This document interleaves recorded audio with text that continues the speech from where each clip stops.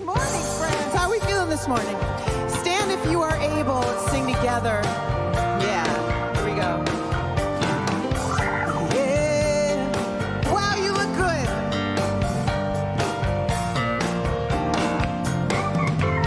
Oh, let me love in a holy, holy way. Let me love in a holy, holy way. Oh, let me love in a holy, holy way. Let me love in a holy, holy way. Oh, let me know that love is all around. Love is all around. Oh, let me know that love is all around. Let me know that love is all around. Oh, let me love in a holy, holy way. Oh, let me love in a holy, holy way. Oh, let me love in a holy, holy way. Let me love in a holy, holy way. Oh, let me live in a holy, holy way. Let me live in a holy, holy way. Oh, let me live in a holy, holy way. Let me live in a holy, holy way. Oh, let me know that love can heal us all. Love can heal us all. Oh, let me know that love can heal us all. Let me know that love can heal us all. Oh, let me love in a holy, holy way. Let me love in a holy, holy way. Oh, let me love in a holy, holy way. Let me love in a holy, holy way. Oh, let me serve in a holy, holy way. Let me serve in a holy, holy way. Oh, let me serve in a holy, holy way. Let me serve in a holy, holy way.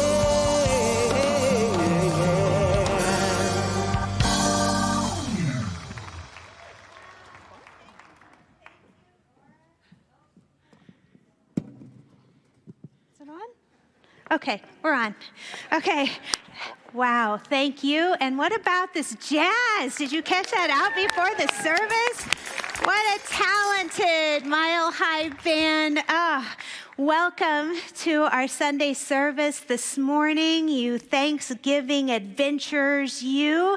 We're so glad that you're here. Now's the time that you can dust off the crumbs from Thanksgiving. Maybe they're a little emotional. Maybe they're a little bit physical. Maybe you still got some of those cookies in there. Dust those off and bring ourselves fully present. And what a joy it is to gather together this morning. I do have a very, very important question for all of you. What do you call a turkey after Thanksgiving? Lucky.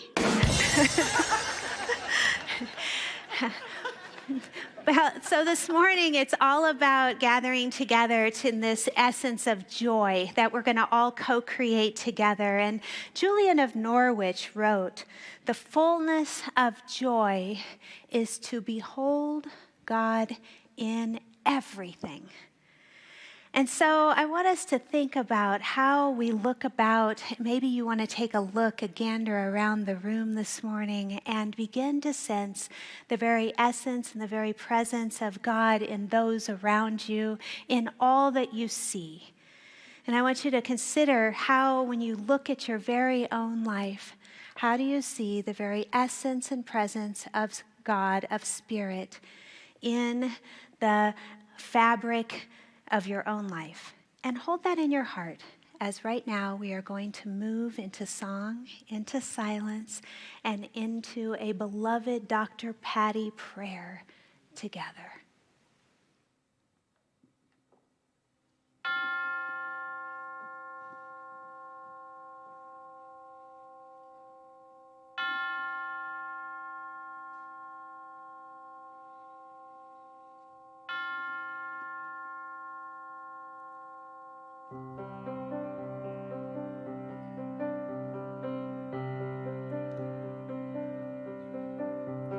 Surely the presence of God is in this place. I can feel the mighty power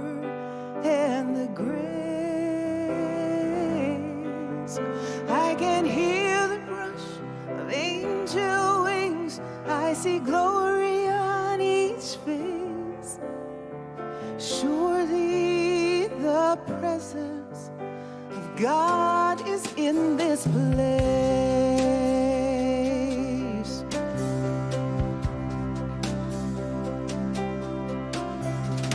Surely the presence of God is in this place.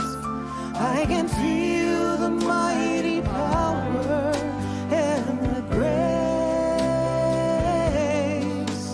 I can hear the brush of angel wings.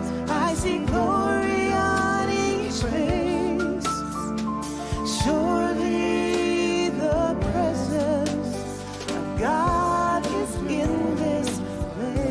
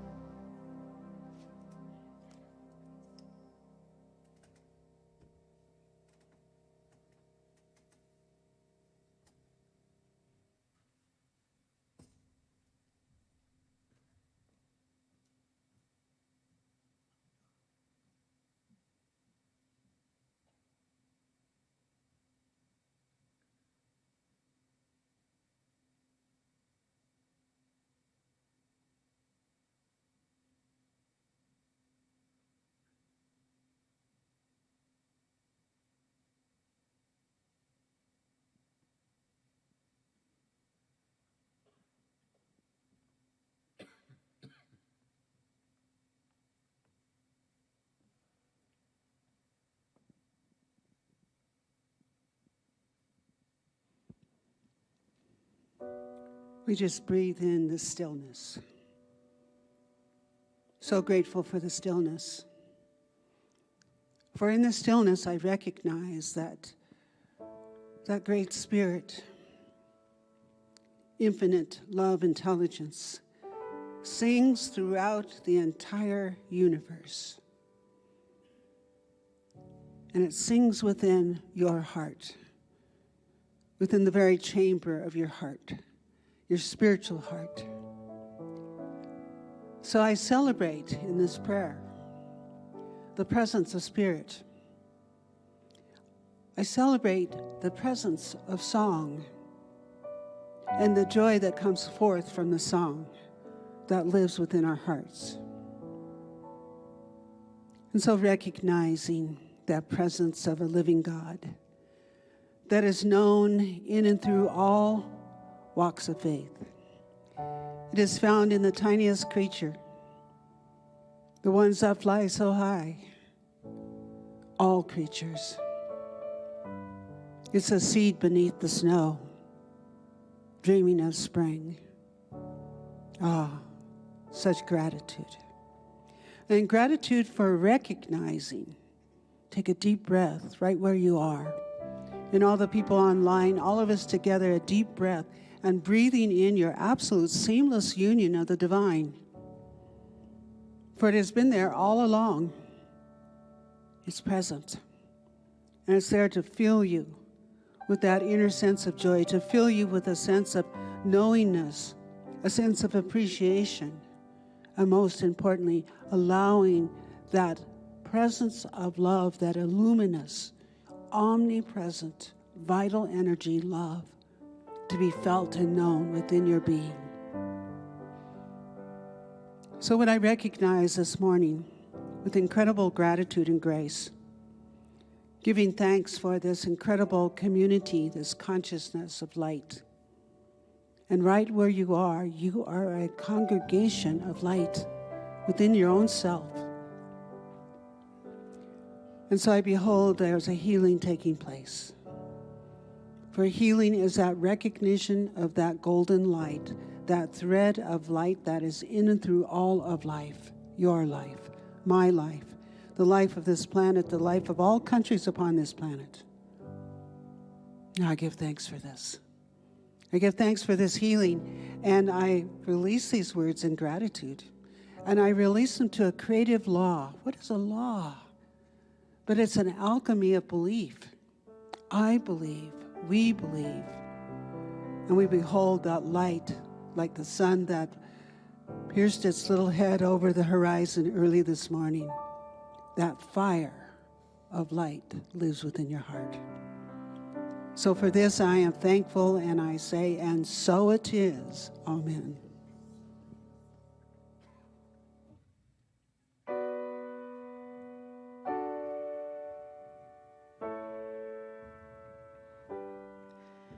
I was searching, I was looking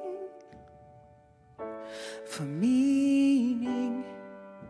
I was wondering, desperately trying only to see I have nothing missing. Who said I have to find who I am? Who said that I am lost to begin with? I am already enough. Everything I need is within me. Each morning when I wake up, I'm grateful for the beauty around me. Life is a gift, I want to enjoy it. Always proving my worth only destroys it. I am already enough. Everything I need is within me.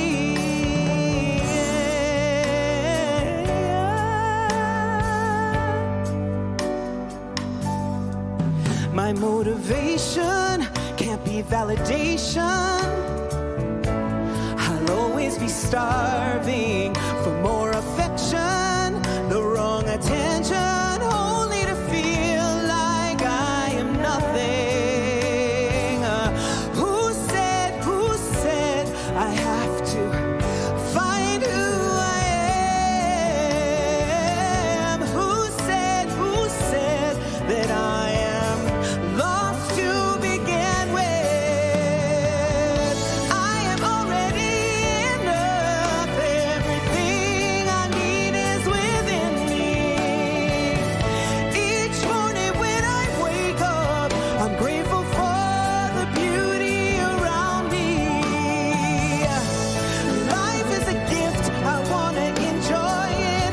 Always proving my worth only destroys it. I am already enough. Everything I need is within me.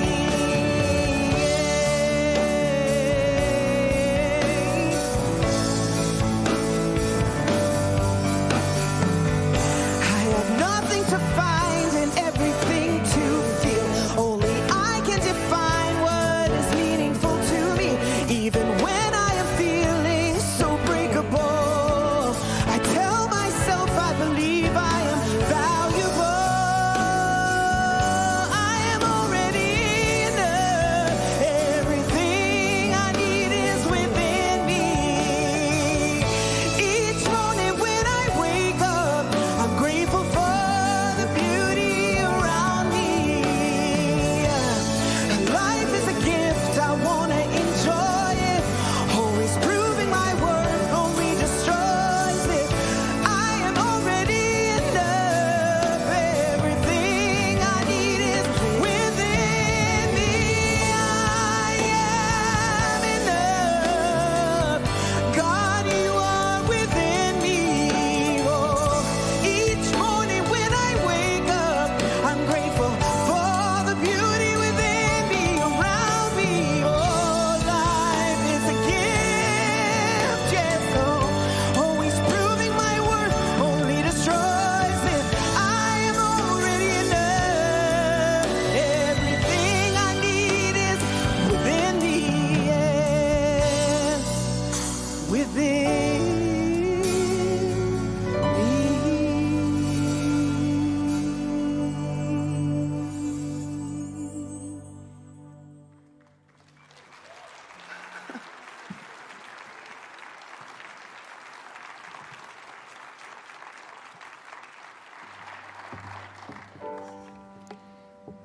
Our words of inspiration today from Joseph Campbell.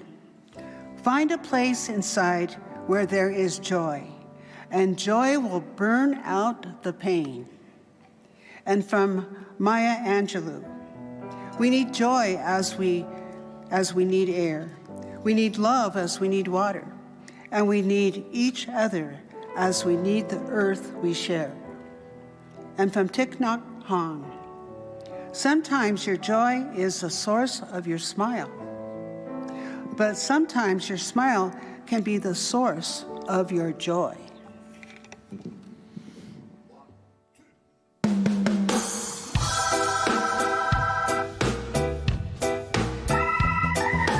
This one puts a smile on my face. Hope it does yours too. Many pray along the way. They don't stop to wonder what the world is coming to. They let something higher reveal the way to greater love. Oh yes. Well, the truth is telling you. Sing of liberation for the ones who are not free. Love can take us higher, reveal the way to greater love. Oh yes, so we let it wash over us. We let it make us kinder, make us better. We let it be. We let it early in the morning, hold us together, wash over us. We let it be. We let it be. Many cry along the way, walking through the sadness. Well, a world that needs to know that love can take us higher, reveal the way to greater love. Oh yeah. Well, the truth is telling me love's the only answer, and for all humanity, we can stay inspired, reveal the way to greater love. Oh yeah. So we let it wash over us. We let it make us kinder. We let it make us better. We let it early in the morning wash over us, make us kinder. We let the love wash over us. We let it be. We let the joy, yeah. We let the joy wash over us. We let it be. What? We let the peace, woo! We let the peace wash over us. We let it be. Yeah. We let the love, we let the love wash over us. We let it be. We let the love wash over us. We let it be.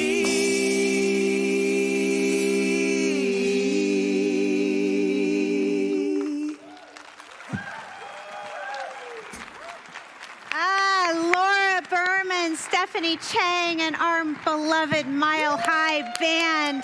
Woo, can you just feel the love like washing over you right now? I feel it right down my spine.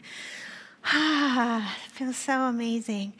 Well, before we get going this morning, I really want to invite you to consider our mile-high Science of Mind classes because I truly believe that they are transformational and have the power to absolutely change your thinking and change your life.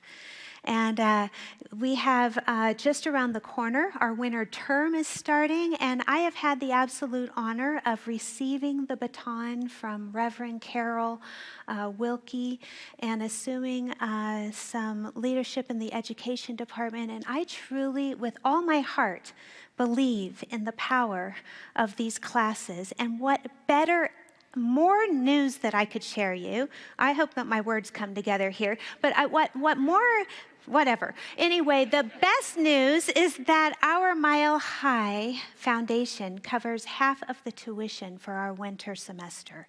So now yes, that is so generous, and what a gift. And so there are classes on spiritual economics, beyond limits, the basics, the mystical path, and the power of prayer. And I hope that you'll go out in our lobby today and check those out, and that we will see you in class.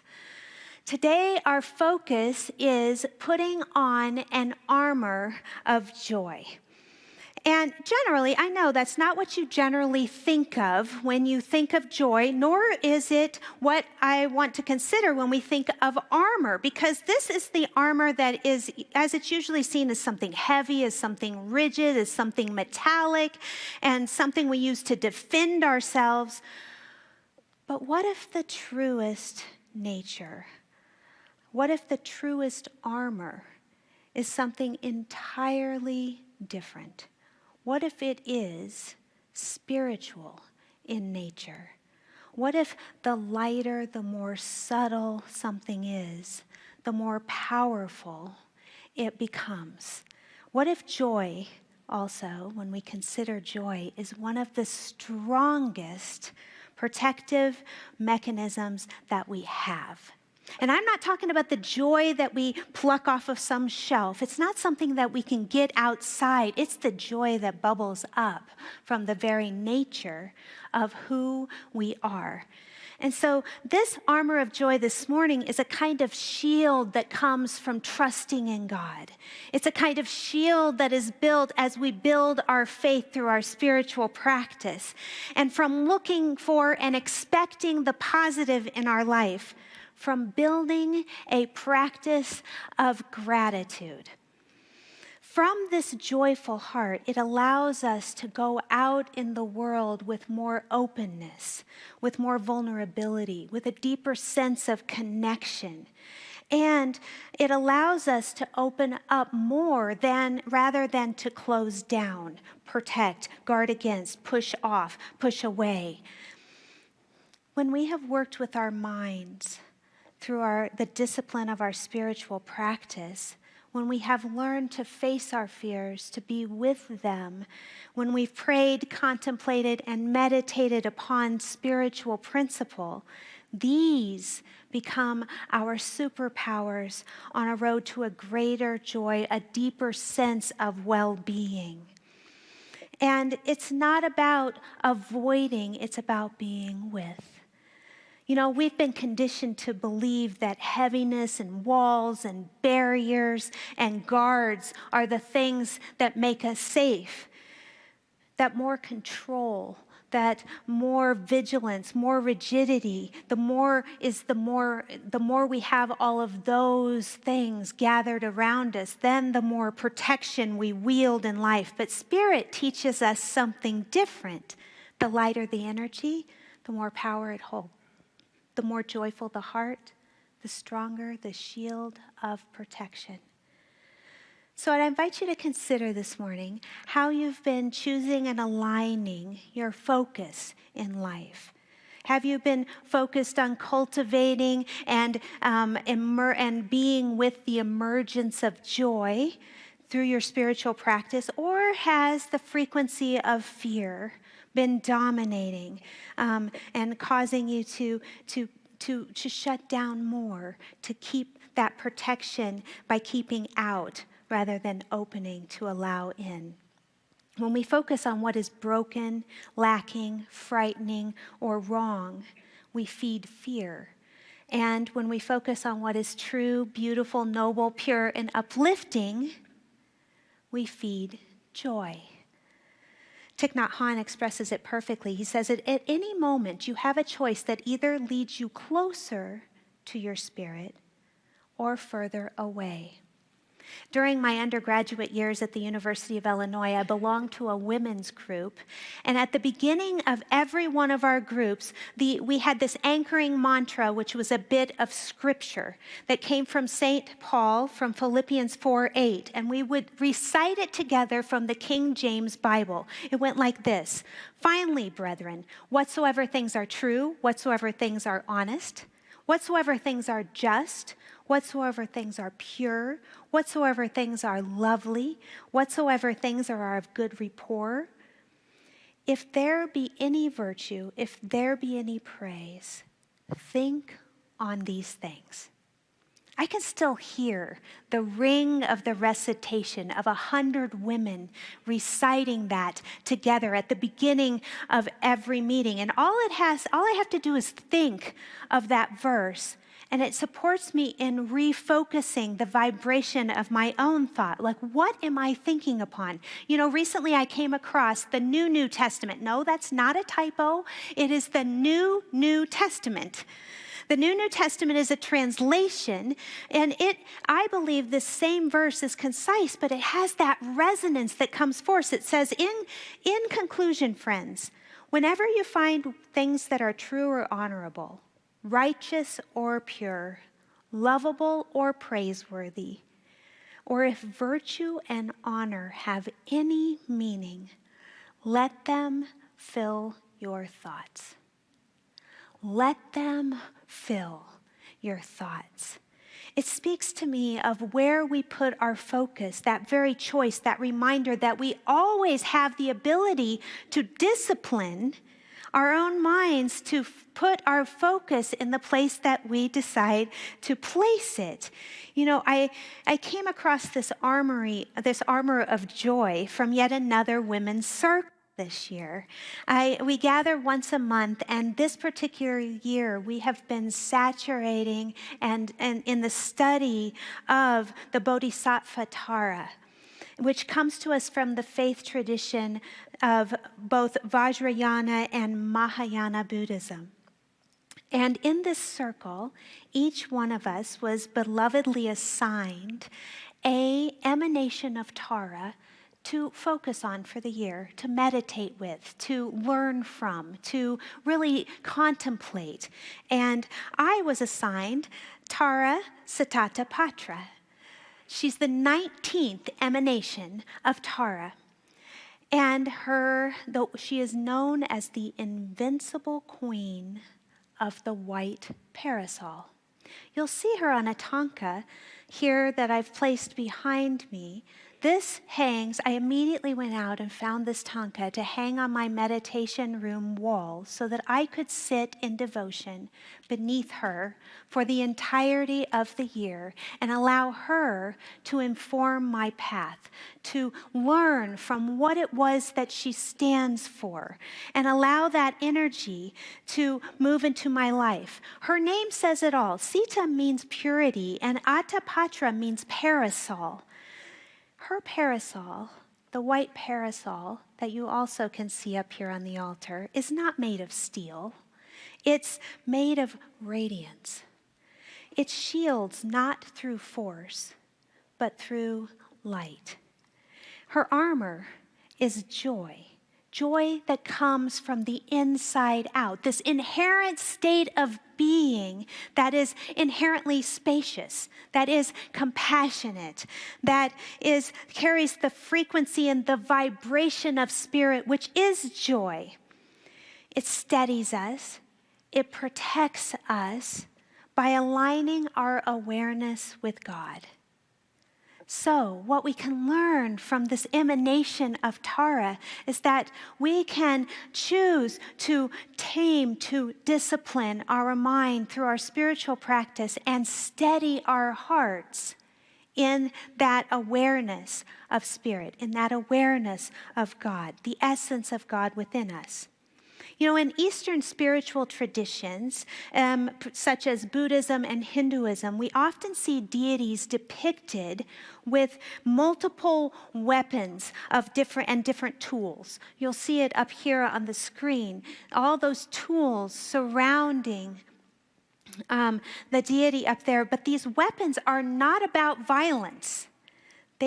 Rather, they symbolize the spiritual capacities designed to protect our well-being, to protect our joy, designed to protect the very teachings that bring us into an awareness of the divine within. The conch shell is a call to awakening. The spear or the knife is for piercing delusion. The sword is for cutting through attachments. And the chains are for neutralizing harmful forces.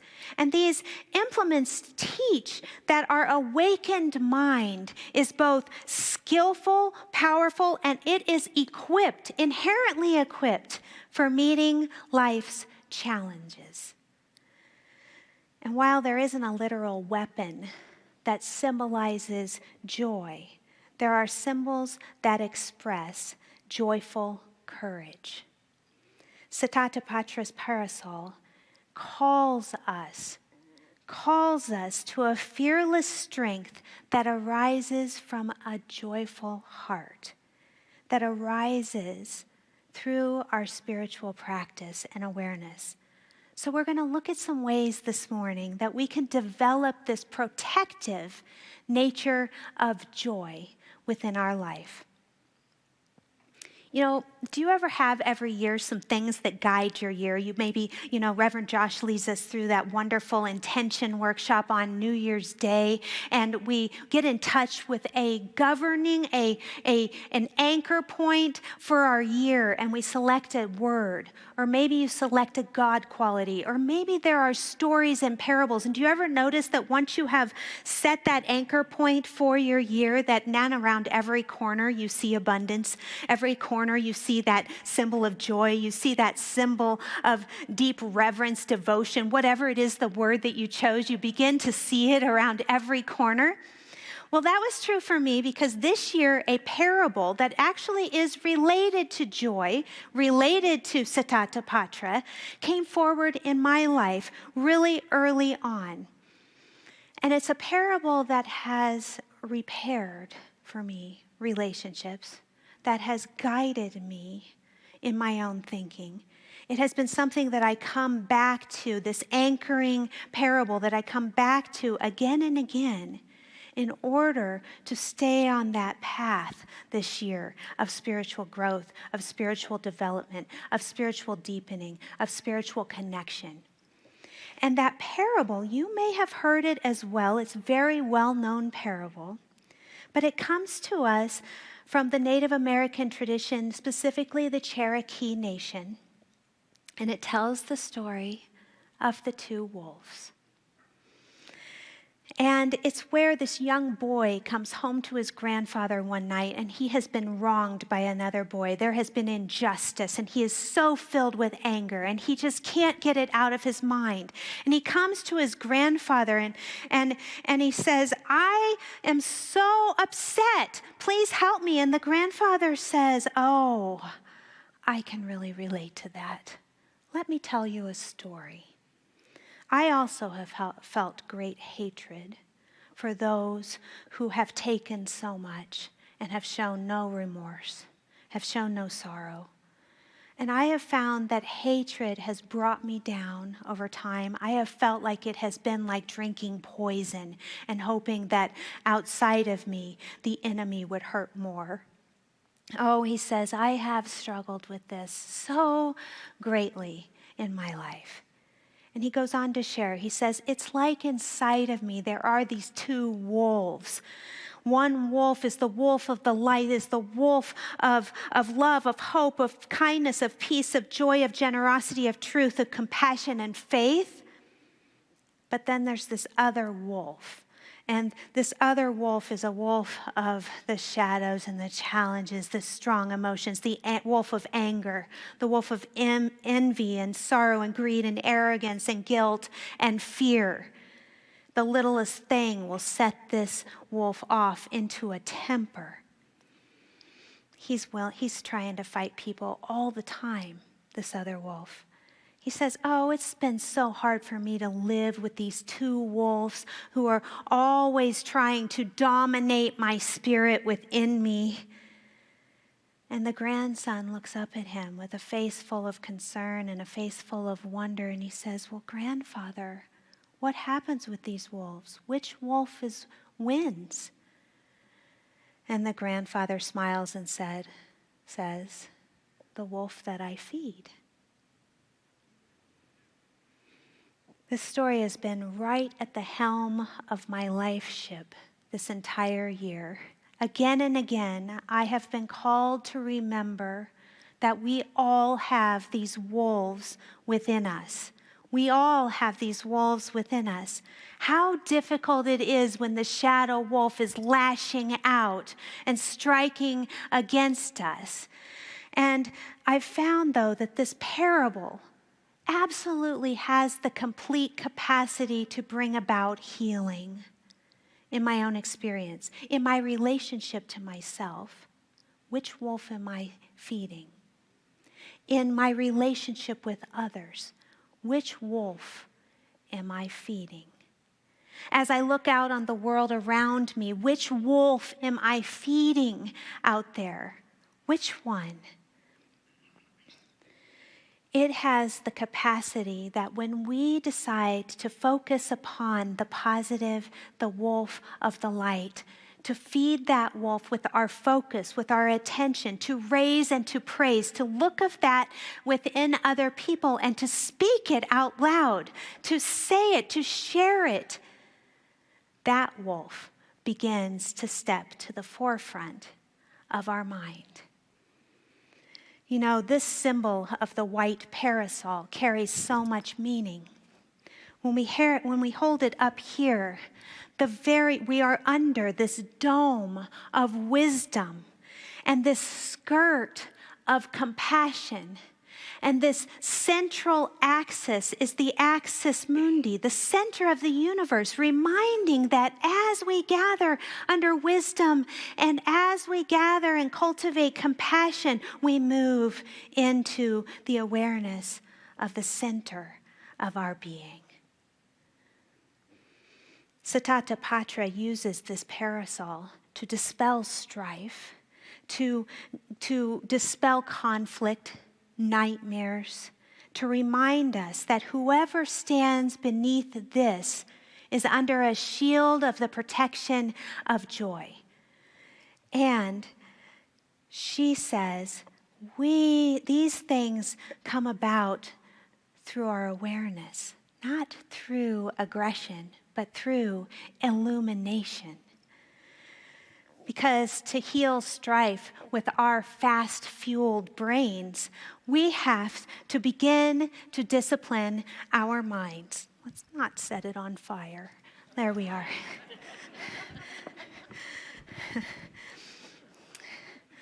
Chandra Easton writes in her book, Embodying Tara, realizing the true nature of our mind, which I also would clarify is the very nature, which its very nature is calm and neutral.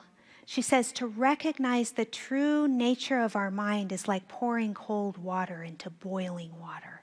It instantly stops it from scalding us. So when the boiling water of suffering is calmed down, that innate joy within us rises naturally, like a clear lake settling after a storm. It is the mountain strength of inner refuge. That is our parasol of light. And that brings us to our second talking point this morning, which is steadying the heart, joy in the face of negativity. Across spiritual traditions, teachers and practices have long centered and asked one essential question: how do we meet the negativity of the world around, the suffering of the world around us, without becoming weakened and overwhelmed and overtaken by it? How do we steady our hearts when life is so unsteady around us? And what does that all have to do with the thoughts that we think? You know, I've been exploring this question as I have been immersed in a new release book called Guided, that's out by Laura Lynn Jackson. And it's called Guided: The Secret Path to an Illuminated Life. You know, Laura Lynn Jackson is a specialist. She supports people with grief, with loss, with tragedy, in connecting with their loved ones, to feel the presence of their loved ones around them, and to connect with the larger field of spiritual guidance. And in her book, she has a chapter entitled Honoring the Mind, in which she writes, "We must recognize that our thoughts are the energy that powers our lives and defines our path through existence. In honoring our mind, we strive to tend our thoughts more carefully and vibrantly." And she goes to talk more about her work. She has learned again and again how thoughts contain a certain powerful energy that can not only significantly change our lives, but can also move us into a greater connection with the universe and a realization that our very thoughts, our own personal thoughts, have impact throughout the universe, throughout the whole universe. She says when we're engaged with the frequency of fear, self-criticizing, complaining, judging those around us, we're sorely underestimating the power and the creative potential of our thoughts. You know, when I worked in the schools as a school psychologist, we did a little experiment. Maybe some of you have done this experiment too, where I cooked rice and I got 2 little glass bottles with corks on the top, and I put some of the cooked rice in both of the little bottles, and I securely corked the top, and I brought it to school. And every time I met with the students, I invited them to speak kind thoughts to this jar, to speak loving thoughts, compassionate thoughts, thoughts of understanding, gentle thoughts. And to this jar, I invited them to get it all out: the anger, the upset, the worries, the hatred, the extreme, challenging energy that was within them. I invited them to give it to this jar of rice. And while both of the jars fermented over time, it was clear that one jar, the one jar with the kind thoughts, would have fermentation that looked a little pink, a little yellow, and the other jar, it turned black. It turned black. I took it into a staff meeting. I wasn't the most popular that day, you know, and I said, "Hey, look what our thoughts are doing to us." Saying, "Yeah, sit." Yeah. Anywho, but the power and the impact of our thoughts on our own self. Our words have impact, not just on ourselves, but on the entire world around us, the atmosphere around us. Jackson, in her book, shares a similar lesson that comes through the remarkable story that Lynn McTaggart shared in her book, The Intention Experiment, in which in 1966, there was Cleve Baxter, and he was a chief polygrapher for the CIA, and one night he got a little bored, you know, nothing to do, and this, you know, sitting around, and he's like, wanted to entertain himself, so he went and got a plant and set it down next to himself and hooked it to the polygraph machine because he wanted to see the impact of when he watered the plant, how the plant would respond. And when he didn't initially get a lot of reaction, he thought to himself, well, gosh, maybe like when I do polygraph for humans, I should elicit an emotional response. And he had the thought that he was going to go get a match and burn a leaf of the plant. And the very second he had that thought, the polygraph went seismic in its response. You can see it up there. Look, the thought of burning a match under the plant. See the plant's going along and then seismic impact. That's the power of negative thoughts that are quantumly communicated throughout our world. Think about how we're talking to ourselves, how we're talking to each other, how we're talking about the planet, how we're talking about the world around us. Seismic impact, the power of our thoughts. The point of the story isn't the mechanism, it is the mystery. Consciousness responds, intention ripples out. Thoughts, quite literally, are matter. They matter. Thoughts are things. Focus shapes our reality. And this brings us back to joy. Joy is not naive positivity. It is the result of intentional, positive thinking and inner luminosity. It is the result of our aligning with the frequency of spirit, which brings us to the superpower of gratitude. Joy as soul empowerment. Gratitude is a joy generator. A joy generator. So you all can go home today and generate some joy simply by getting into a state of gratitude. You know, Dr. Wayne Dyer once said, each morning when you open your eyes, think, thank you, thank you, thank you. And then go about the day and harvest the gifts. I have a very dear friend and mentor, Lynn O'Leary, and he likes to remind me that you can even extend it a little bit more. Before you even get out of bed, start to say your gratefuls. I am so grateful for this breath. I am so grateful for this day. I'm so grateful for the love that moves through my life.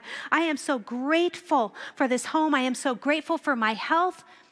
And you better believe I do not wake up in the morning anxious always to do my gratitude. I have to, sometimes it is the very nature of this practice that brings me back to center. You know, Thomas Merton once wrote that gratitude awakens us to wonder, to new wonder. That's exactly it. And I find myself every day grateful for the ways joy reveals itself through the people around me. Recently in the office, little Nancy, sweet Nancy June, Reverend Josh's daughter, she was learning to whistle. And she was practicing, and she was and sharing that with all of us, you know, and we were working on whistling with her. It was so amazing to watch her working that whistle. She's so good at it too. And it took me right back to the moment when I learned to whistle. Do you remember that time in your life? Either you learned a new song, perhaps as a child, or you learned a whistle, and that was that moment, that revelation. It was my grandfather that had such patience with me. And he would sit with me, and he'd say, you have to, and I would, and he'd be like, no. And weeks of that. And then one day,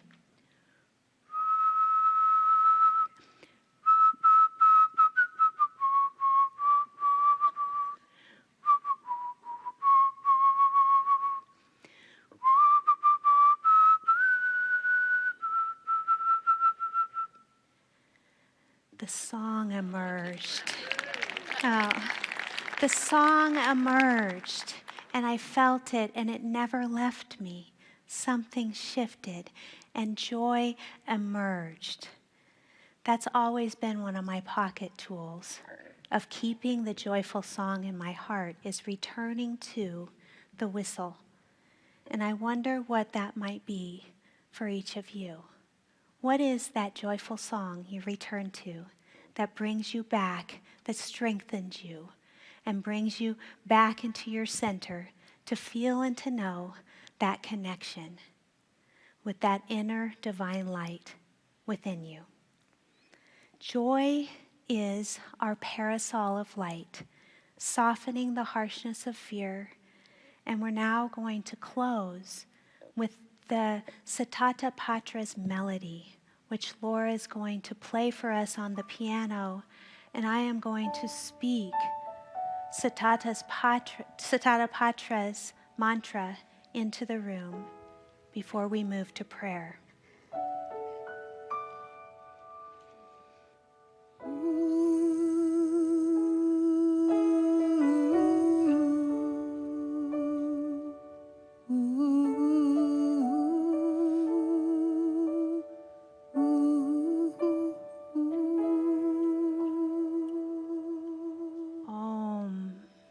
Sarva Tathagata Ushnika Siddhata Patre Fat Mama Nisoha Om Sarva Tathagata Ushnika Siddhata Patre Fat Mama Nisoha Om Sarva Tathagata Ushnika Siddhapatre Fat Mama Ni Soha. And with that, we move into prayer, inviting any practitioners to join me, to stand with me as we open our hearts to feel and to know, to recognize the infinite presence of God, of Spirit, that oneness in everything we see. Opening our hearts to realize that essence, that presence of Spirit in the fabric of our own lives. Knowing that it is in that recognition that we deepen in to allow joy to emerge. For it comes from that tending to that inner world within. And so what I know is that each one of us carries this parasol of joyful protection. That it comes as we focus on what is positive, as we bring forth the superpower of gratitude. Oh, we allow that thanksgiving to bring about a deep sense of lightheartedness, of joyfulness, of grace. And so I am so grateful to feel and to know the ways in which Spirit moves through each one of our lives.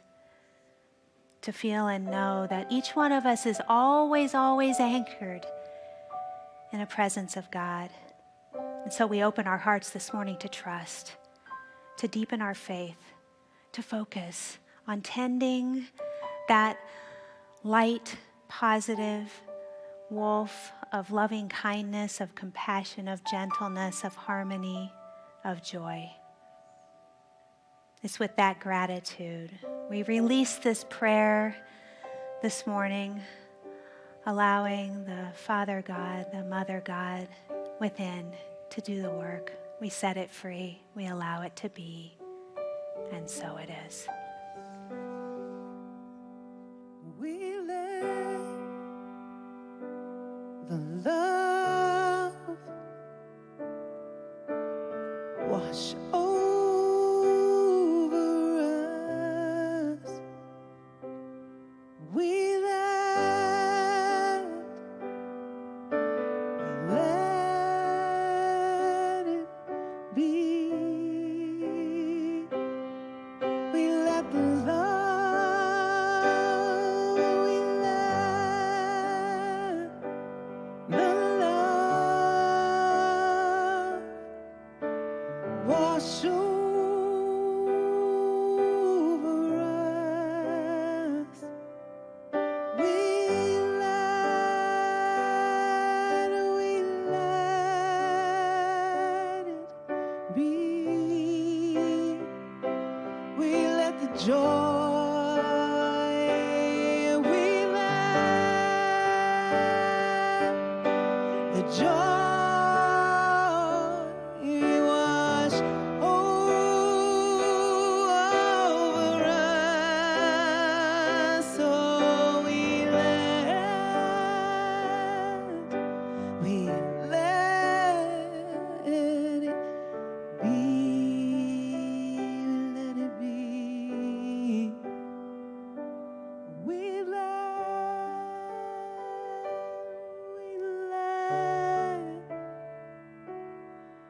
it be.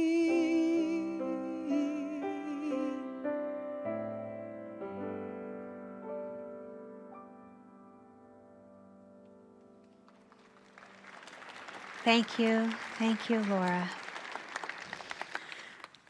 So being awash in that love and that joy that we've allowed to wash over us this morning, we're going to be sharing in gratitude during our offertory this morning. You're going to see some slides of those beloved individuals that give so much of their hearts to our Mile High community, to our Mile High campus. I hope you will also feel that sense of gratitude in your own heart, for we are so grateful for the ways that all of you share your generosity with Mile High Church, making this community filled with abundance, fueling our ministry and fueling our ability to gather together in community here at Mile High Church. So with that, I hope that you will feel a sense of gratitude in your own heart as we declare together our affirmation. Divine love as me blesses and multiplies all that I am, all that I have, and all that I circulate. And so it is. Well, in the spirit of joy and gratitude, how about this oldie but goodie? Stand if you feel like you need to dance and move. Yeah. Clap. Calling out around the world, are you ready for a brand new beat? Summer's here and the time is right for dancing in the street, dancing in Chicago, dancing in the street, down in New Orleans, in New York City. All we need is the music, sweet music. There'll be music everywhere. We'll be laughing and singing with records playing, dancing in the street. Oh, it doesn't matter what you wear, just as long as you are there. So come on, every guy, grab a girl, everywhere around the world we'll be dancing, yeah. We're dancing in the street, yeah. Oh, this is an invitation across the nation, chance for folks to meet. Man, you look good. We'll be laughing and singing with our hips swinging, dancing in the street. Philadelphia, PA, Baltimore and DC now. Don't forget the Motor City. All you need is a music, sweet music. There'll be music everywhere. We'll be dancing and singing with records spinning, dancing in the street. Oh, it doesn't matter what you wear, just as long as you are there. So come on, every guy, grab a girl, everywhere around the world we'll be dancing. We're dancing in the streets. Oh yeah, I see you dancing. You're dancing in the street, dancing in the, oh, right here in the Lakewood. Yeah, we're dancing in the street, yes. Oh yeah, we're dancing, dancing in the streets.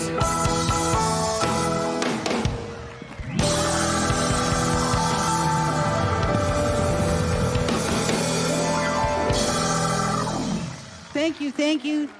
Thank you, Laura and Mike and Bijou and Stu and that crazy guy over on the piano. We love him so much. Thank you, and thank you, Reverend Zemirah, for a beautiful message. Thank you, Patty.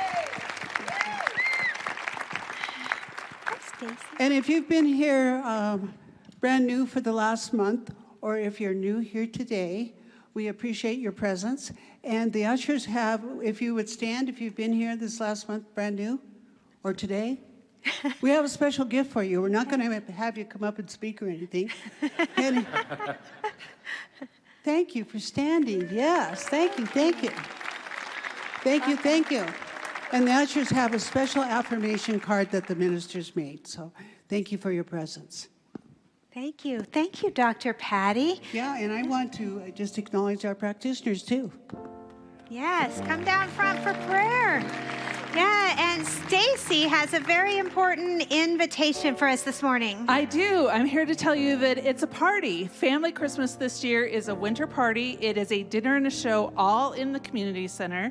It is for those of you with kids, but also of you that are kids at heart. We're given Barry and this band free reign to do the amazing things that they do. My buddies Rama and Bobby have put together something that I think is just going to have you laughing out loud. There will be singing, there will be dancing, there will be a free dinner with just a love offering, and the gingerbread man, Santa, so many cool things going on that night. It is this Friday, December 5, dinner at 5, show at 6:15. I really hope you can be there. Yeah, thank you. Yes. And also check out our classes at the education table out in the lobby. And I want you all to know that next week's a very special week. We have Dr. Kent in the house bringing his music. So I hope you will come and check it out. So now if you will all stand with me for the benediction. Go in joy, walk in joy, dance in joy, and may the strength of joy be your protection, blessing you everywhere and anywhere that you are. Blessed be. And so it is.